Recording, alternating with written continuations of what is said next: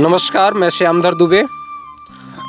आज मैं आनंदमयी आश्रम, माता आनंदमयी आश्रम के नीचे ब्रह्म ऋषि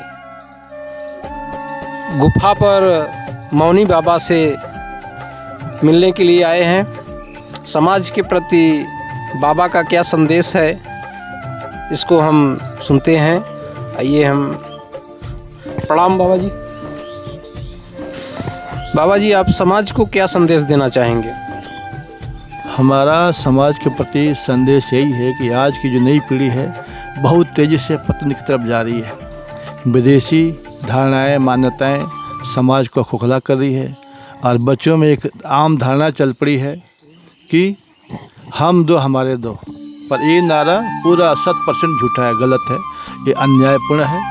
हम दो हमारे चार होना चाहिए, क्योंकि जो है हमारा जहाँ से न्यू स्टार्ट हुआ, जहाँ से हमारा जीवन का इतिहास लिखा गया, उसको भूल करके हम जो हमारा दो लेकर चलना ये अनर्थपूर्ण है, अन्यायपूर्ण है, अधर्म है। क्योंकि जिनसे हमारा जन्म हुआ, जिनसे हमारा इतिहास लिखा गया, उनको गिनती में भी न रखना, ये तो हमारा बेइंसाफ़ी है, अन्यायपूर्ण है। इसीलिए आज की पीढ़ी को चाहिए कि हम दो और हमारे चार, माता पिता को छोड़े नहीं, भूले नहीं, जीवन से बायकाट न करें। क्योंकि यदि उनके हमें अभिशाप लेंगे, उनकी बददुआएं लेंगे, तो हम जीवन में कभी पनप नहीं सकते, कभी सुखी नहीं हो सकते। पैसा जीवन का एक बहुत महत्वपूर्ण हिस्सा तो है, पर पैसा सब कुछ कभी नहीं हो सकता है। यदि पैसा सब कुछ होता तो किरवन्ना में अमीर कभी न कोई न मरता जाए, केवल गरीब ही गरीब मारे जाते। पर हमने देखने में आया कि बड़े बड़े कोठी वाले भी, बड़े बड़े पैसे वाले, बड़े बड़े डिग्री वाले भी किरवन्ना से बच नहीं पाए, किरवन्ना ने उनको भी ख़त्म कर दिया। तो हमारा संदेश यही है कि नई पीढ़ी को वैचारिक क्रांति की बहुत आवश्यकता है। उनके चिंतन को, उनके जीवन की दिशा और दशा का परिवर्तन किया जाना चाहिए और गंदे व्यसन से बचाया जाए। इसका सबसे सरल तरीका क्या है? जो अच्छे संत हो, आसपास में सही लोग हों, सद्ज्ञानी पुरुष हों, सत्पुरुष हों, उनके संपर्क में माता पिता स्वयं भी जाया करें और बच्चों को भी ले जाएं। क्योंकि जब माता पिता अच्छे जगह जाएंगे तो बच्चे भी उनके साथ अच्छे जगह जाएंगे। जब बच्चे अच्छी जगह जाएंगे तो उनको अच्छी प्रेरणा मिलेगी, अच्छे जीवन जीने का शैली और दिशा मिलेगा। इससे बच्चे पतन से बचेंगे, बुरे व्यसनों से बचेंगे, गंदगी से बचेंगे, स्वस्थ मानसिकता को धारण करेंगे। और आज उस संगति और कुमार्ग में बच्चे बहुत तेज़ी से जा रहे हैं। जो बच्चों का जो जीवन होता है वह अध्ययनशील होना चाहिए, क्योंकि गृहस्थ आश्रम पूरे संसार समाज के आश्रम का नींव ब्रह्मचर्य आश्रम है, गृहस्थ आश्रम है। बच्चा ही जो सबका आधार है, राष्ट्र का भविष्य है। जब बच्चे बिगड़ेंगे तो राष्ट्र अपने आप बिगड़ जाएगा। जब राष्ट्र बिगड़ गया तो राष्ट्र में दुख से सिवाय कुछ रहेगा नहीं। तो इसीलिए आज की नई पीढ़ी को शिक्षा देने की, सचेतता का, नैतिकता का पाठ पढ़ाने की बहुत अति आवश्यकता है। इसलिए सरकार और समाज के प्रबुद्ध वर्ग को चाहिए कि जो भी आसपास में अच्छे समझदार संत हों, महात्मा लोग हों, सही लोग हों, उनके पास बच्चों को भेजा जाए। बच्चों को 1 घंटा 2 घंटा उनके पास संरक्षण रखने का अवसर दिया जाए, ताकि बच्चे संस्कारी बने, माता पिता राष्ट्र के लिए उज्जवल भविष्य के लिए कारण बने। और बच्चे का लक्ष्य केवल पैसा न हो, बल्कि अपनी काबिलियत या अपनी योग्यता को बढ़ाने की होना चाहिए। हमेशा योग्यता बनाएं, हमें खुद हमको ढूंढे, हमें नौकरी न ढूंढना पड़े। और यदि हम केवल डिग्री लेकर नौकरी के पीछे लगे हुए हैं तो हमारा वास्तविक विकास नहीं है, जो कि हमारा एक तरह से नौकर बनाने की शैली है। हमें क्वालिटी और योग्यता बढ़ाना चाहिए। जिस भी क्षेत्र में हो कभी संतोष न करें, जहाँ भी हो समझे कि हम पतन सीढ़ी पर हैं, तब हमारे विकास होता है। कभी उन्नति में, विकास में संतोष न करें और अपनी योग्यता को बढ़ाते हुए हमेशा उन्नत चिंतन हो, सार्थक चिंतन हो।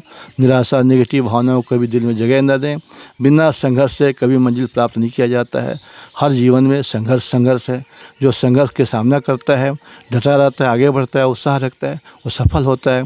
जो मैदान छोड़ के भाग जाते हैं, हार मान लेते हैं, जो पीछे रह जाते हैं, उनका पतन हो जाता है। तो इसीलिए आज के बच्चों को बहुत अधिक आवश्यकता है कि उनके अंदर उत्साह की वृद्धि किया जाए, नैतिक मूल्यों को बढ़ाया जाए और शिक्षा के साथ साथ संस्कार भी दिया जाए।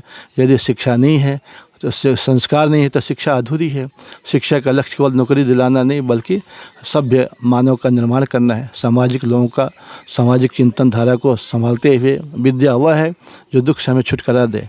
विद्या उसे नहीं कहते जो हमें दुख और हमें दुखों के दलदल में फंसा दे जाए। तो इसलिए शिक्षा का उद्देश्य संस्कारपूर्ण होना चाहिए, तभी शिक्षा की सार्थकता है। यही हमारा मूल संदेश है कि बच्चे नैतिक बने, सचरित्र बने, राष्ट्र के लिए उन्नत और सुखदायी बने। यही इति ओम सम। बाबा जी, अपने भक्तों के बारे में थोड़ा आशीर्वाद स्वरूप कुछ कहिए। भक्तों के लिए यही संदेश है कि देखिए, जीवन में धन का अपना जगह तो है, पर बिना अध्यात्म का जीवन में कभी किसी को शांति न मिली और न मिलेगा। जो पद प्रतिष्ठा धन वैभव सम्मान तो जीवन का साधन है, पर साध्य नहीं है। साध्य तो अध्यात्म ही है। इसीलिए हमें धन के साथ साथ धर्म का भी आचरण करना चाहिए। अपनी जीवनचर्या में अध्यात्म की व्यवस्था रहना चाहिए। इसके लिए कुछ योगा है, कुछ आसन है, कुछ प्राणायाम है, कुछ वैदिक मंत्रों का चिंतन है, कुछ सत्संग है, कुछ आध्यात्मिक महाभारत है, गीता आदि रामायण आदि ग्रंथों का नित्य पठन पाठन है, नित्य स्वाध्याय है।